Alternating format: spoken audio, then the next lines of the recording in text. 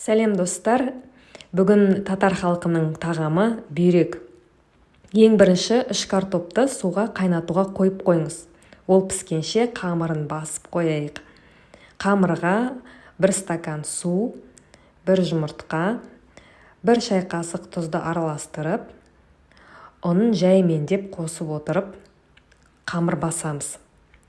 400-450 грамдай қамыр кетеді.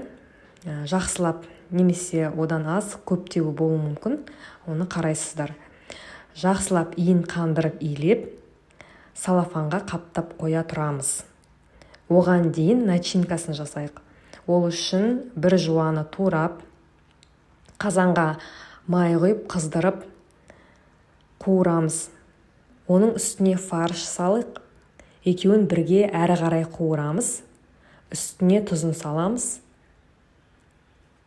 Манағы картоптан пюре жасап, екеуін араластырамыз. Міне начинкасы дайын. Енді қамырды жаямыз. Жайылған қамырды стаканмен ойып, осылай начинкасын салып, шеттерін жақсылап түйеміз.